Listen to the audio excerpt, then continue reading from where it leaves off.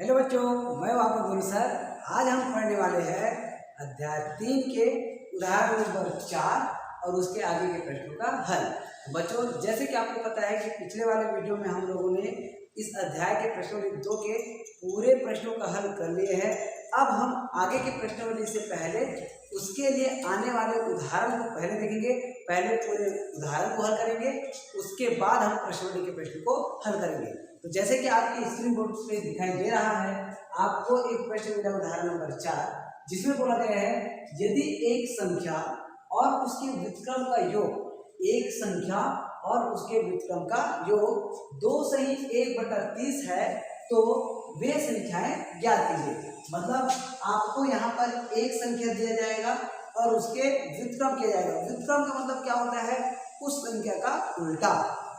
तो देखिए, पहले आपको उस संख्या को मान के चलना पड़ेगा। तो चलिए हम शुरुआत करते हैं इसको हल करना। तो शुरुआत कैसे करेंगे? संख्या को मानकर। तो माना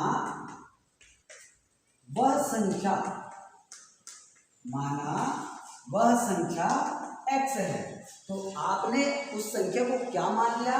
x मान लिया। अब आगे क्या बोला गया है? उसके व्युत्क्रम का योग। तो व्युत्क्रम का योग करने से पहले आपको तो उसका व्युत्क्रम निकालना पड़ेगा।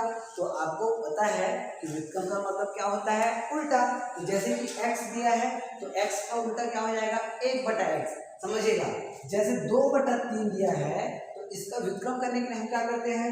3/2 कर देते हैं। मान लो हमको केवल और केवल 4 दिया है तो आप सोचेंगे 4 के नीचे में तो कुछ नहीं है, तो इसको हम कैसे उल्टा करेंगे? तो आपको पता होगा किसी भी संख्या को भिन्न बनाने के लिए हम नीचे में 1 को रख सकते हैं ना। तो इसके बटा में कुछ नहीं, मतलब क्या होता है? 1 होता है। तो इसका व्युत्क्रम करेंगे तो क्या हो जाएगा? 1/4। वैसे ही x का व्युत्क्रम करेंगे तो क्या हो जाएगा? 1/x। तो चलिए इसका निकाल लेते हैं व्युत्क्रम। x है तो इसका व्युत्क्रम क्या हो जाएगा? 1/x। अब जैसे कि आपको प्रश्न में बोला गया है संख्या और उसके व्युत्क्रम का योग, तो प्रश्नानुसार करके आप आगे बढ़िएगा।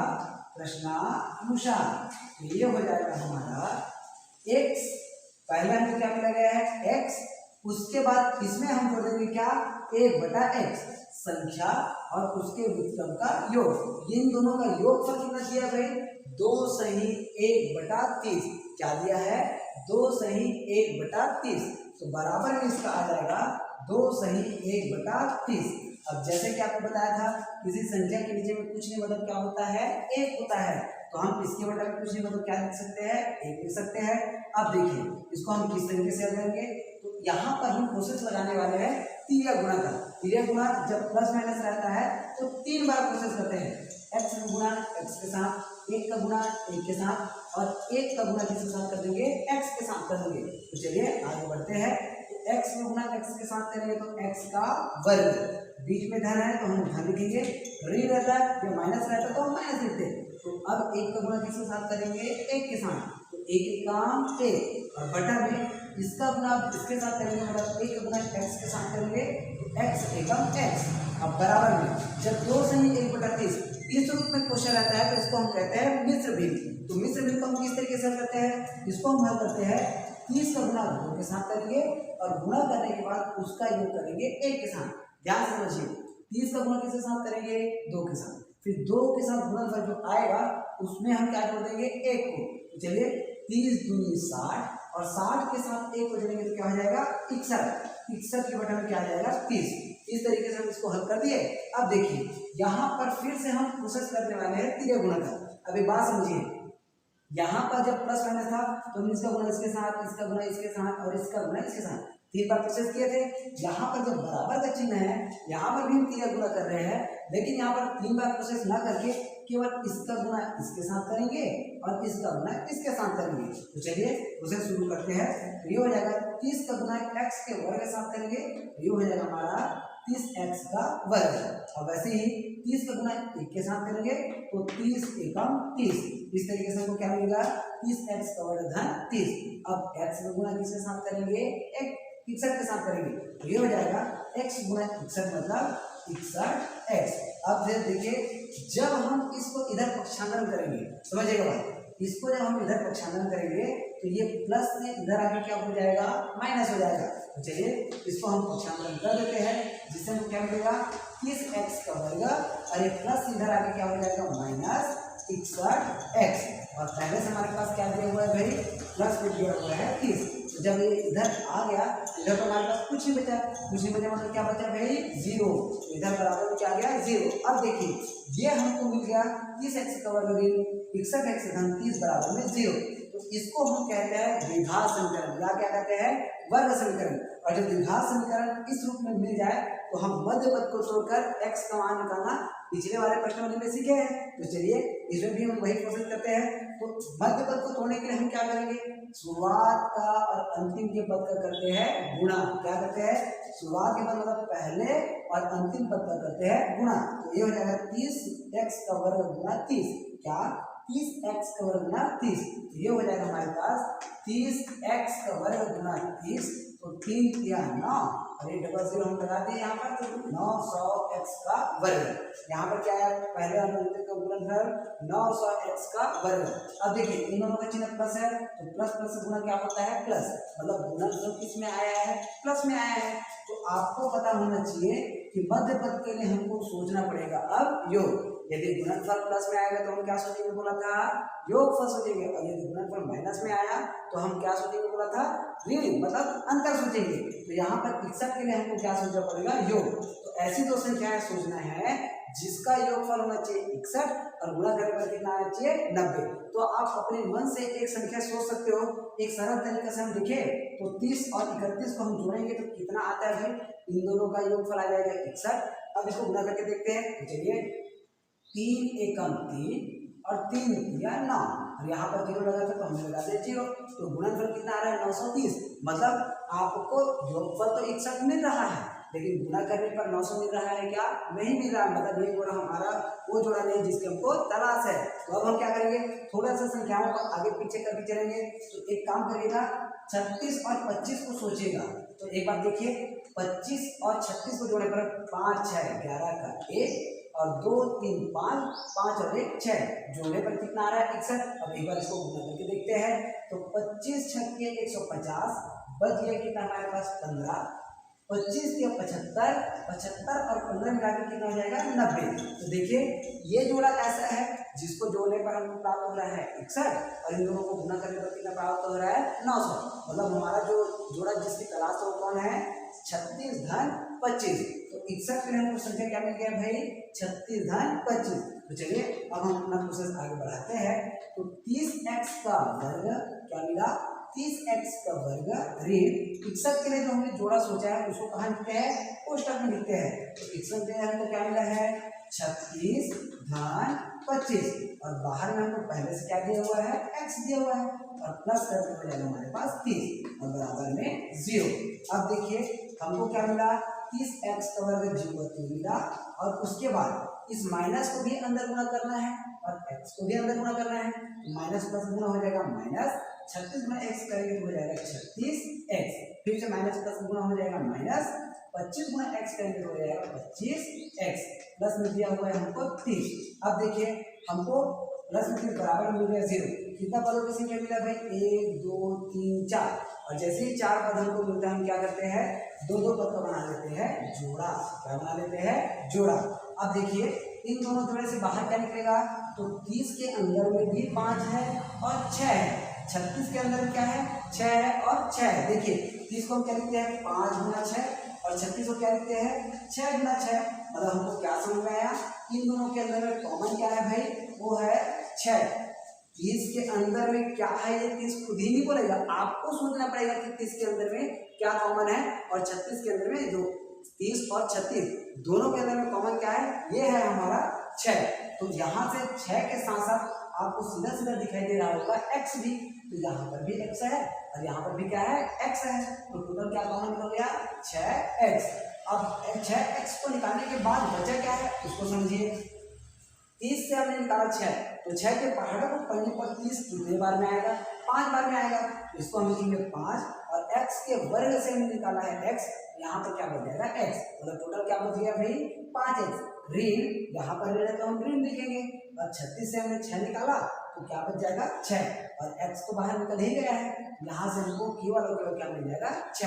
अब देखिए इन दोनों में कॉमन क्या है, जैसे हमने इसके लिए सोचा था वैसे ही इसके लिए सोचेंगे। क्या करना है, 25 के अंदर भी 5, 30 के अंदर भी 5, 5 पंचे 25, 5 छके 30, मतलब इन दोनों में कॉमन क्या है 5। और यहाँ पर जो चिन्ह है माइनस है तो यहाँ पर लगाएंगे माइनस, प्लस रहता तो हम क्या लगाते प्लस लगाते। अब देखिए 5 निकालने के बाद यहाँ पर क्या बच जाएगा 5 और x तो बचा ही है प्लस है। देखिए यहाँ पर समझिएगा बाहर में क्या लगा हुआ है माइनस, तो ये जो प्लस है वो यहाँ पर आके क्या हो जाएगा माइनस, क्योंकि माइनस और माइनस मिला के फिर क्या देगा हमको प्लस देगा। यहाँ पर कोष्टक के बाहर में यदि माइनस चिन्ह लग जाए तो कोष्टक के अंदर के संख्या को क्या करना है, उसके चिन्ह को बदल देना है। तो ये माइनस वाला हो गया प्लस और ये प्लस वाला क्या हो जाएगा माइनस। अब 30 से हम 5 निकालेंगे तो क्या बचेगा 6 और बराबर मिल जाएगा 0। अब इसके बाद हम क्या करते हैं, जो 2 बार दिया है उसको लिखते हैं 1 बार, तो चलिए 2 बार को 1 बार लिख देते हैं। ये हमको मिल जाएगा 5 x ऋण 6 और यहाँ पर कभी जो 2 बार है उसको लिखेंगे तो 5 x ऋण 6। और अगला क्वेश्चन, इन दोनों को जो 2 बार दिया है उसको 1 बार लिखने के बाद बच जाएगा जो क्या बचा है 6x ऋण 5, तो इसको हम लिखेंगे अगले क्वेश्चन में। तो हमारे पास अगले क्वेश्चन में क्या आ जाएगा 6x ऋण 5 और बराबर मिल जाएगा 0। अब आपको पिछले वाले प्रश्न में पता है कि इस तरीके से जब क्वेश्चन मिल जाए तो पहले के बराबर भी 0 लेके चलते हैं और दूसरे के बराबर भी क्या लेके चलते हैं 0 लेके चलते हैं। तो चलिए भाई इसको 5x ऋण 6 इसके बराबर हम 0 ले लिए और 6x ऋण 5 इसके बराबर भी क्या ले लिए 0, जिससे यहाँ पर हमको 5x बराबर मिल जाएगा 6। देखिए 6 माइनस है ना, इधर आगे क्या हो गया प्लस, और प्लस गुणा कर रहा है ना, इधर आगे क्या करेगा भाग, तो ये हो जाएगा x बराबर 6/5। सेम प्रोसेस हम इसमें अपनाएंगे तो ये हो जाएगा 6x बराबर 5, ये माइनस था इधर आके हो गया प्लस, वैसे ही x बराबर हो जाएगा 5/6। तो आप चाहो तो संख्या को 6/5 कह सकते हो या चाहो तो 5/6 कह सकते हो। तो अंतिम में आपको अतः लिखना ही है, अतः वह संख्या 6/5 या 5/6 होगा। और ये जो हमको मिला यही हो जाएगा हमारा आंसर। तो इस तरीके से आप इस प्रश्न को हल कर सकते हो। अब हम बढ़ते हैं अपने अगले प्रश्न की ओर। चलिए बच्चों, आगे जो हमको प्रश्न दिया गया है ये हमारा उदाहरण नंबर 5। इसको आप अच्छे से ध्यान से समझिएगा क्योंकि ये क्वेश्चन बहुत ही इंपॉर्टेंट है। साथ ही साथ इसको मैं आपको पुस्तक में जो दिया उदाहरण उस तरीके से बताने वाला नहीं हूँ, इसको मैं एकदम शॉर्ट तरीके से बताने वाला हूँ। तो इसको ध्यान समझिएगा क्योंकि ऐसा तरीका शायद ही आपको कहीं देखने को मिले। तो देखिए हमको उदाहरण नंबर 5 में क्या बोला गया है, एक शतरंज के बोर्ड के 64 वर्गाकार खानों में, ध्यान समझिएगा, एक शतरंज है, शतरंज आप सब जानते होंगे, उसमें जो छोटा छोटा खाना मिला रहता है वो कौन से आकार का रहता है, वर्ग के आकार का रहता है। तो जिसमें कितना खाना है बोला गया है 64 खाने हैं।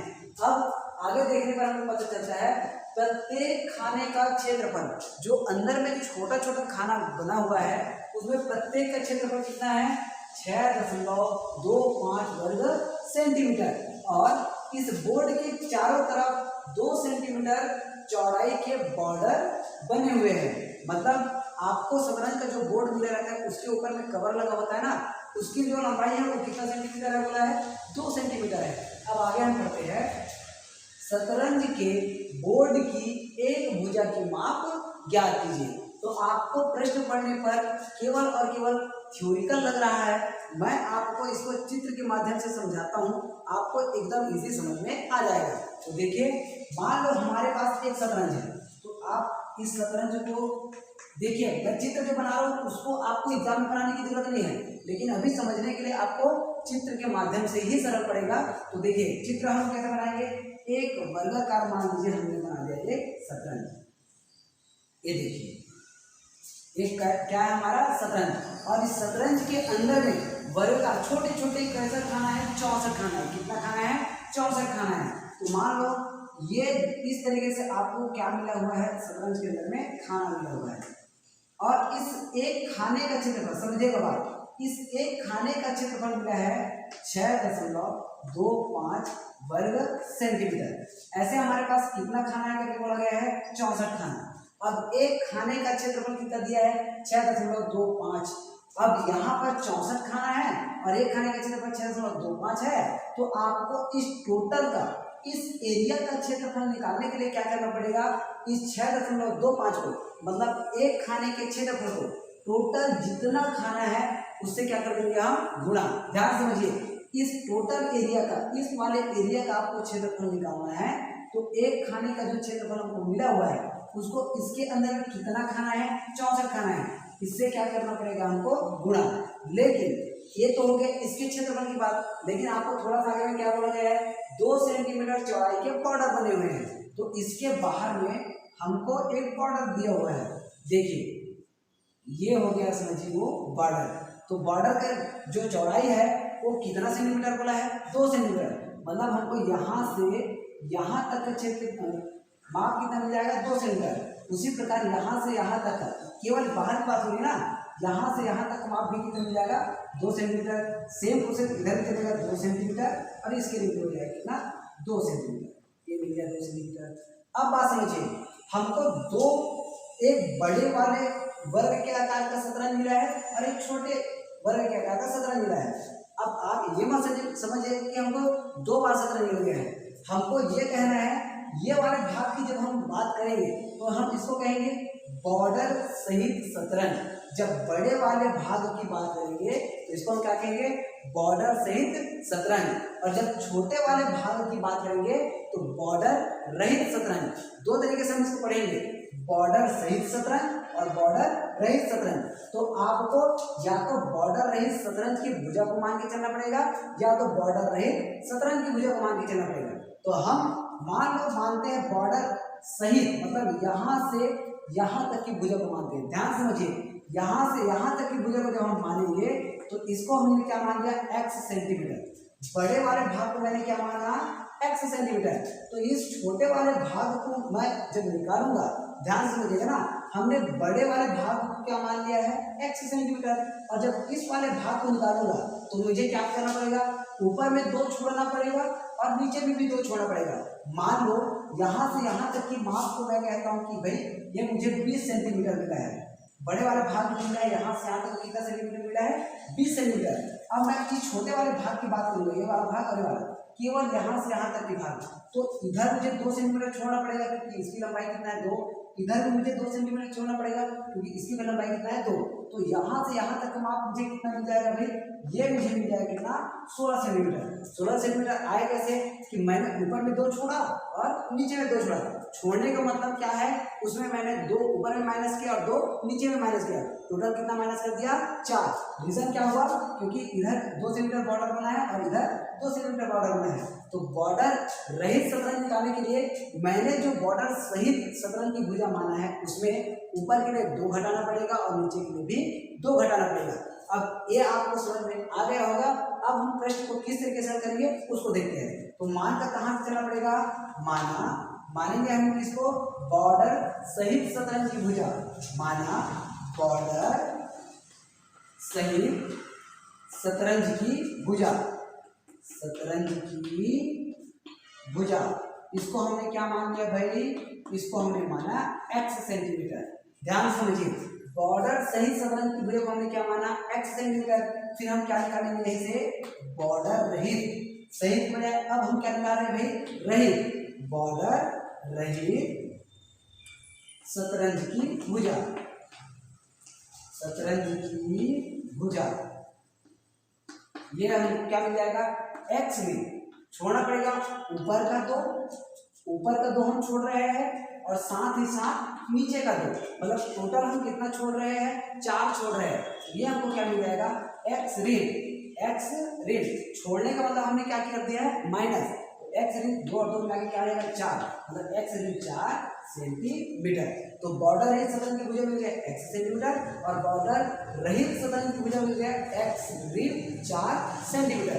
अब आपको मैं क्या बोला था, जब हम इस 6.25 सेंटीमीटर 6.25 सेंटीमीटर को 64 से गुणा करेंगे तो मुझे ये वाले भाग का क्षेत्रफल मिल जाएगा। तो आपको बताना है, चूंकि एक वर्गाकार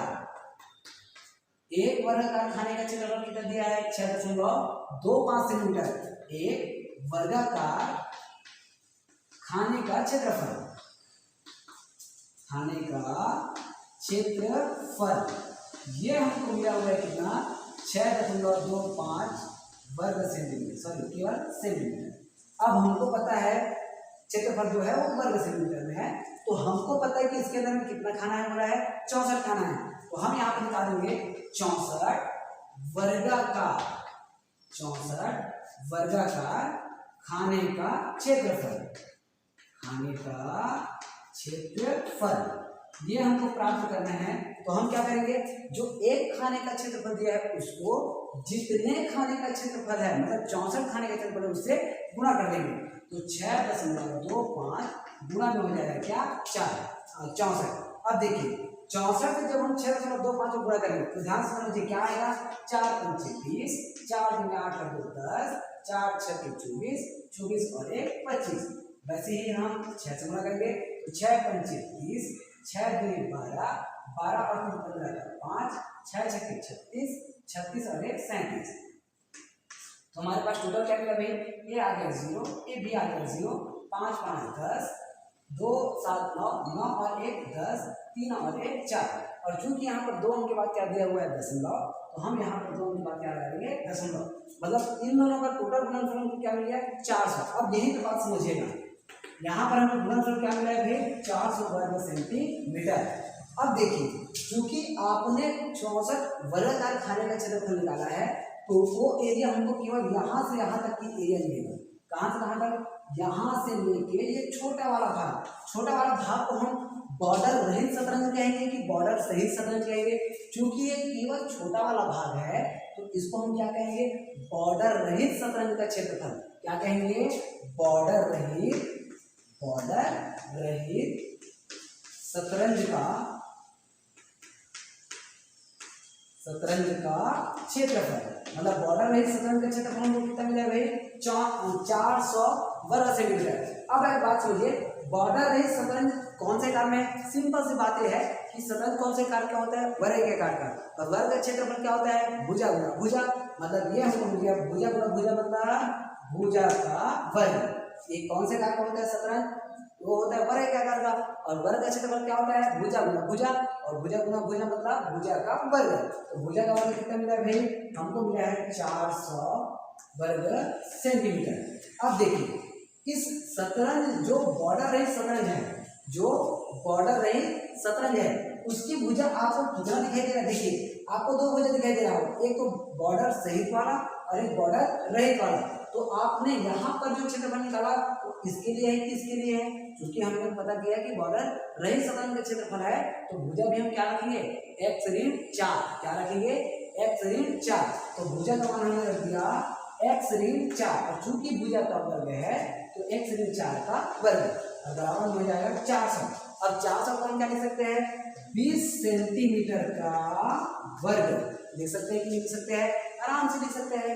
400 को हमने क्या लिख दिया 20 सेंटीमीटर पूरे का वर्ग, जिससे यहाँ का वर्ग और यहाँ का वर्ग दोनों कट जाएगा, और हमको क्या मिलेगा x ऋण 4 बराबर 20 सेंटीमीटर। अब देखिए हमको x का मान निकालना है, ऋण 4 है, इधर जाके धन 4 हो जाएगा, तो x बराबर 20 धन 4 मतलब ये हो जाएगा कितना 20 धन 4, और ये हो गया हमारे पास x बराबर 24 सेंटीमीटर। तो अंत में आपको क्या मिला, बॉर्डर सहित शतरंज की भुजा या शतरंज की भुजा हमको मिल गया 24 सेंटीमीटर। इस तरीके से ये 24 सेंटीमीटर हमारा हो जाएगा आंसर। और अंत में अतः लिखना मत भूलिएगा भाई, अतः आप बिल्कुल लिखिएगा है ना, अतः शतरंज की भुजा का माप, शतरंज की भुजा 24 सेंटीमीटर होगा, और ये होगा हमारा आंसर। तो इस तरीके से आप इस क्वेश्चन को बनाएंगे। ये उदाहरण की जैसे नहीं है क्वेश्चन, इसको मैं अपने तरीके से थोड़ा अलग से बताया हूँ, इसमें आपको संख्याओं को तोड़ने की आवश्यकता नहीं पड़ा है, तो आप इसको इसी तरीके से बनाएंगे तो भी चलेगा, और यदि आप उदाहरण के तरीके से बनाना चाहेंगे तो भी चलेगा। और मैं तो कहूँगा कि आप अपने से क्रिएटिविटी करिएगा, वही अच्छा रहेगा। तो चलिए अब हम बढ़ते हैं अगले क्वेश्चन की ओर। तो चलिए बच्चों, आगे जो हमको प्रश्न मिला हुआ है ये है हमारा उदाहरण नंबर 6, जिसमें बोला गया है कक्षा 10 की टेस्ट परीक्षा में मोहन के गणित और विज्ञान विषयों के प्राप्तांकों का योग 28 है। एक लड़का मोहन है जो कौन सी कक्षा में पढ़ता है, आप ही की कक्षा मतलब 10वीं में पढ़ता है, जिसका टेस्ट हुआ कौन कौन से सब्जेक्ट का, गणित का और विज्ञान का, और दोनों विषय को मिलाकर उसको कितना अंक मिला है, 28 अंक मिला है। अब देखिए यदि उसका गणित का प्राप्तांक पहले से 3 अधिक और विज्ञान का प्राप्तांक पहले से 4 कम हो जाए तो दोनों विषयों के प्राप्तांकों का गुणनफल 180 हो जाता है। गणित और विज्ञान विषय में मोहन के प्राप्तांक ज्ञात कीजिए। अब बच्चों आपको एक थोड़ा सा लॉजिक लगाना है। जब मैं कहता हूँ आपका टेस्ट हुआ और आपको गणित और विज्ञान का ही टेस्ट दिलाना है और मैं आपको बताया दोनों विषय मिलाकर आपको 50 अंक मिला है, समझिएगा बात, दोनों विषय मिलाकर कितना अंक मिला है बोला हूँ मैं आपको कि दोनों विषय मिलाकर 50 अंक मिला है।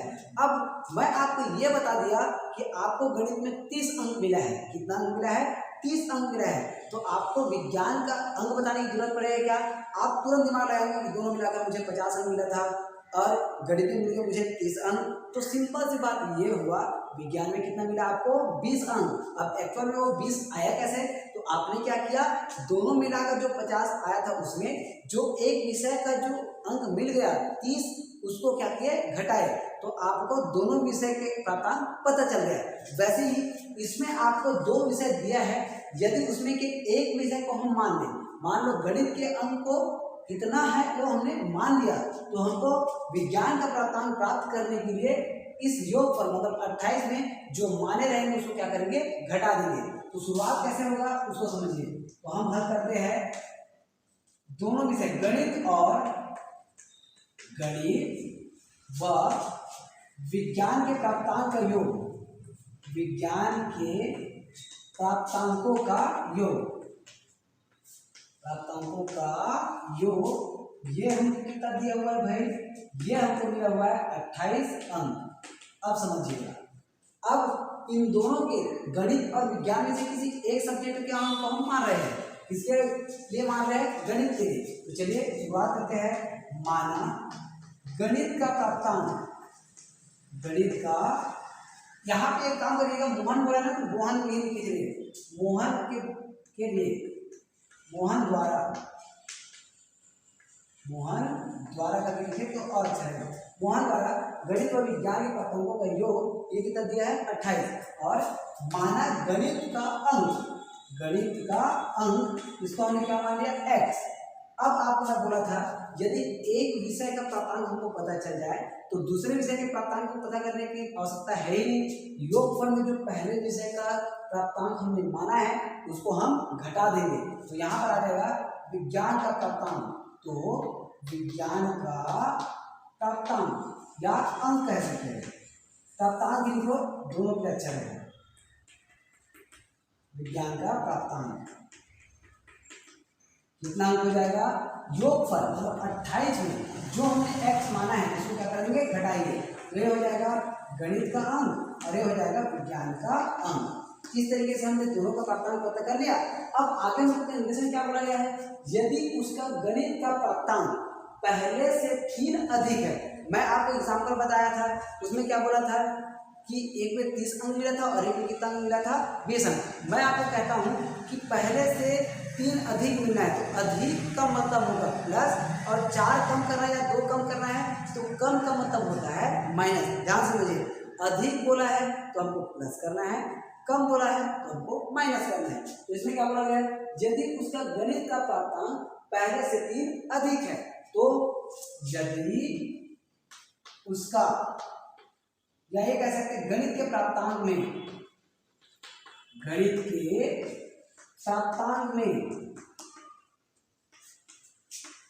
3 अधिक करने पर अभी गणित का प्राप्तांक कितना है भाई x, तो 3 अधिक करेंगे तो क्या हो जाएगा x धन 3। अधिक का मतलब क्या होगा प्लस और कम का मतलब क्या होगा माइनस। अब आगे हम देखते हैं विज्ञान के प्राप्तांक पहले से क्या करना है 4 कम, तो विज्ञान के प्राप्तांक में कितना कम करना है 4 कम करना है। 4 कम करने पर पर। तो अभी विज्ञान का प्राप्तांक क्या है 28 ऋण x, तो इसमें 28 ऋण x में हम 4 और कम करेंगे, कम करने का मतलब क्या हुआ माइनस, तो ये क्या हो जाएगा 28 में किसको हटा देंगे हम 4 को, क्योंकि ये प्लस है और ये क्या है माइनस है, तो 28 में 4 घटेगा तो क्या हो जाएगा 24 माइनस में क्या हो जाएगा x। इस तरीके से हमको टोटल क्या मिला 24 ऋण x। तब दोनों के प्राप्तांकों का गुणनफल, दोनों विषय के प्राप्तांकों का गुणनफल, जो 3 अंक अधिक है उसका और जो 4 अंक कम के उसका, इन दोनों का गुणनफल कितना प्राप्त होता है बोला है 180 प्राप्त होता है बोला है। तो यहाँ पर हम बता देंगे प्रश्नानुसार, प्रश्नानुसार क्या होगा इन दोनों का गुणनफल, मतलब x धन 3 और इसका गुणा कर देंगे किसके साथ 24 ऋण x के साथ, दोनों का गुणनफल कितना हो जाता है 180। अब देखिए गुणा करें तो सबको आता होगा, x का गुणा दोनों के साथ, 3 का गुणा दोनों के साथ, तो चलिए गुणा करते हैं। x गुणा 24 करेंगे तो 24x और x गुणा x करेंगे तो माइनस x का वर्ग। इसी प्रकार 3 गुणा 24 करेंगे तो 3 चौक 12 का 2 प्लस प्लस है तो दोनों का गुणनफल क्या आ जाएगा हमारे पास प्लस, और 3 दूनी 6 और 1 7 और 3 गुणा जब x करेंगे तो ऋण 3x और बराबर में 180। अब देखिए ये समझ चलिए कि इसका चिन्ह क्या है हमारा प्लस है और इसका चिन्ह क्या है माइनस, तो ये प्लस माइनस होने के कारण घटेगा, तो ये हमको मिल जाएगा 24 में जब हम 3 घटाएंगे तो हो जाएगा 21x और ये हो जाएगा हमारे पास माइनस x का वर्ग धन 72 बराबर हो जाएगा 180। अब समझिए चूंकि x वाला पद यहाँ x के वर्ग वाला पद यहाँ पर माइनस है, तो माइनस से प्लस करने के लिए क्या करेंगे पूरे पद को हम इधर लेके जाएंगे, मतलब सबको क्या कर देंगे पक्षांतरण, तो सिर्फ इमेजिन करिएगा कि हम इसको इधर पक्षांतरण कर रहे हैं, तो ये क्या आ जाएगा हमारे पास ये हो जाएगा माइनस वाला इधर आके प्लस x का वर्ग और ये प्लस वाला इधर आके हो जाएगा माइनस 21x और ये 72 प्लस है इधर आके हो जाएगा माइनस, और पहले से 180 जो प्लस है तो उसको तो हम पक्षांतरण कर नहीं रहे, तो इसका चिन्ह प्लस का प्लस ही रहेगा, प्लस हो जाएगा 180 और इधर सबके सब यहाँ से यहाँ आया तो उधर कुछ नहीं बचा, मतलब क्या बचा 0, तो हमने उधर वाले पद को पूरा इधर लिख दिया है और इधर जो बचा था 0 उसको हमने उधर लिख दिया, इससे इसके मान में कोई परिवर्तन होने वाला नहीं है। आप उसको ऑलरेडी इधर लिखने के बाद पूरा पूरा इधर लिखते, इससे अच्छा है हमने सीधा सीधा इधर ही लिख दिए। तो चलिए अब इसको आगे हम करते हैं x का वर्ग ऋण 21x। अब देखते हैं ये माइनस है और ये क्या है हमारा प्लस है, तो ये माइनस और ये प्लस है तो क्या होना है इसका, ये हो जाएगा हमारा धन 102, क्या हो जाएगा धन 102, क्योंकि 180 में जब हम 72 घटाएंगे तो कितना आएगा 102 ही आएगा और बराबर में मिल जाएगा हमको कितना 0।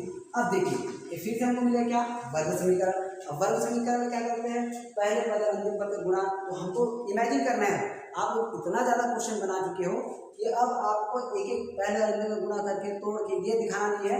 अब आप इमेजिन करेंगे इन दोनों का गुणनफल 102 प्लस में आया तो 21 के नाम सोचेंगे योगफल, दो संख्या है जिसका योगफल होता है कितना 21 और गुणा करने पर कितना आता है 102, तो क्या होगा 12, क्या होगा अच्छा सॉरी यहाँ पर ध्यान दीजिएगा, एक 72 में जब हम 180 आए 180 में 72 घटाएंगे तो 102 नहीं सॉरी क्या आएगा ये हमारा आएगा 108, 180 में जब 72 घटाएंगे तो क्या आएगा 108। तो इसके लिए जो हम संख्या सोचेंगे वो क्या हो जाएगा 12 धन 9, 12 और 9 को जोड़ने पर कितना आएगा 21 और 12 नहीं है 108, तो ये हमको मिल जाएगा x का वर्ग ऋण जो संख्या सोचे हैं उसके लिए क्या होना है 1 12 धन 9, 12 और 9 को जोड़ेंगे तो 21 और बाहर में पहले से दिया हुआ है क्या हमारे पास x प्लस मिल जाएगा 108 के बराबर मिल जाएगा 0। तो चलिए आगे बढ़ते हैं, x का वर्ग और इन माइनस को भी अंदर गुणा करना है, साथ ही साथ x को भी अंदर गुणा करना है, तो 12 गुणा x करेंगे तो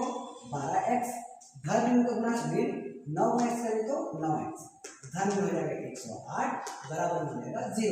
अब 4 पद के बाद दो दो पद हम बना देते हैं जोड़ा, अब इसमें से कॉमन क्या दिख रहा है हमको दिख रहा है x, क्या बचा x ऋण 12 और साथ ही साथ अगला क्वेश्चन में हमको x ऋण 12 मिलना ही है, हमने इसको x ऋण 12 मिल दिया, इसमें से हम क्या बाहर निकाले तब x ऋण 12 बचा, तो सिंपल सी बात यहाँ से हमें क्या निकाला है ऋण 9 बराबर हो जाएगा 0।